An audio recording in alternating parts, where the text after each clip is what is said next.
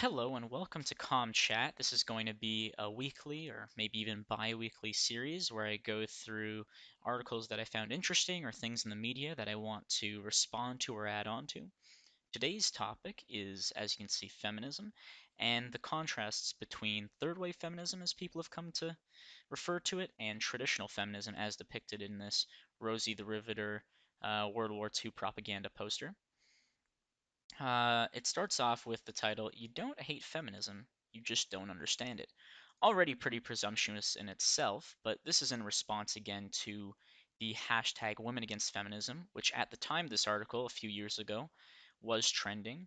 The reason why I'm responding to a 2014 article, by the way, is because I feel like a lot of the points brought up in this article are still very relevant to a lot of the feminist arguments today, so I want to respond to a few of them, maybe not go through the whole articles, because some of these points are less relevant than others, and I don't want to create a straw man that doesn't exist, but let's go through the main points. Alright, so it starts off with this paragraph here. It's never a dull week for feminists, and now Women Against Feminism is the most recent ire du jour. The Tumblr photo collection of women holding signs explaining why they don't need feminism is more annoying than frightening. We've got bigger fish to fry, like securing equal pay and ensuring women across the world can attend school without being kidnapped. Now, I take an issue with the last part of this paragraph here because it puts in the same breath securing equal pay, which for the most part isn't really a feminist issue, to ensuring women can attend school safely, to making sure that women are not kidnapped and worse. Now, this in places like Eastern Europe, the Middle East, this is a huge issue. This would be a feminist issue. This is where you would call for feminists to be deployed in the thousands to help and secure places where there isn't secure education, there isn't a promise of safety when you're being transported from one place to another. This is where, in my opinion, feminism is needed. When you contrast that with securing equal pay, this isn't even really a matter of opinion being a feminist issue because it's only seen that there is a slight, and I mean very slight, as in a few percent, gap in pay between men and women in only the upper echelon of jobs in the corporate world where negotiating uh, may, can change your salary by up to 10% in a lot of cases. And on average, men will be better at making these negotiations for whatever reason you want to believe, but that's the reality of the situation. From same job to same job, pay is equal. You'll be hard pressed to find an example in the real world where you compare the same job to the same job and this isn't reality. And so here's another part of this article that I thought would be worth talking about. You see, a lot of the time when people are advertising or describing their feminist views, they'll ask questions like, oh, don't you believe in equality? Don't you believe in liberation for women? Don't you believe in women's right to vote? And any rational person would say, yes, I agree with all these things, and they'd be right to do so. The problem is, behind these logical fallacies of begging the question and bifurcation is a more narrow worldview, which is equality of outcome, which is believing in the wage gap, which is believing in welfare being a useful part of society that betters the lives of the poor.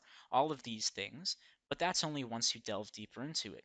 On the face of most of these articles, you're not going to find those arguments made because those would be too niche for most people to get into, which as part of an individual thought, most people's own thoughts should be niche. You shouldn't be able to get into someone's own exact worldview without disagreeing with at least some of what they're saying.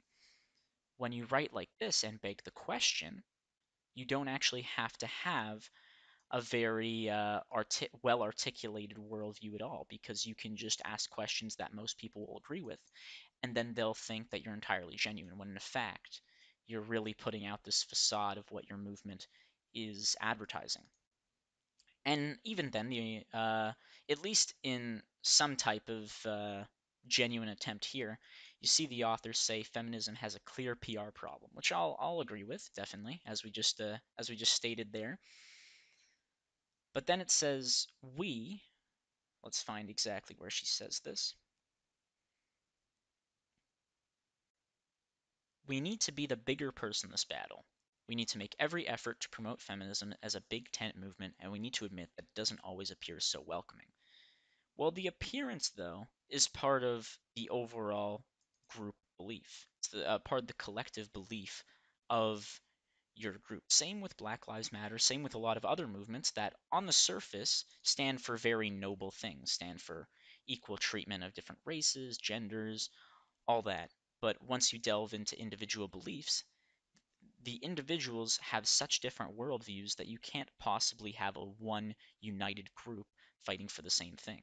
And that's the problem with feminism right now, is that there are so many niche topics and so many niche worldviews inside of this one big movement that you can't possibly have a cohesive group that works together in unison. And you'll never have that, which is why I believe that hashtag started trending, and maybe the hashtag isn't around as much anymore, but the same sentiment is. The last part of the article that I take issue with are these last couple paragraphs here where where the anti-feminist is blamed for the movement being torn apart, the feminist movement being derailed, let's say. So here we see women against feminism and like-minded opponents try to distort the meaning of feminism by saddling the movement with unnecessary limiting prerequisites. When in reality, a lot of these prerequisites, as they call them, come from the inside and are tearing themselves apart from the inside because there are a lot more divisive issues now and a lot more room for disagreement within the movement than there's ever been because there are now the issue of transgenderism, the issue of equality of outcome. The wage gap is talked about more and more, even though it exists less and less. And now you have such difference of opinion from the individuals within the movement that you can't really have a unified group of people. And that's where the derailment comes from. Although the part here that I do agree with is that it is a wake-up call for how poorly misunderstood our movement is. Now, it is a wake-up call, and it is for how poorly misunderstood their movement is. But that is from within the movement and not on the fault of the detractor.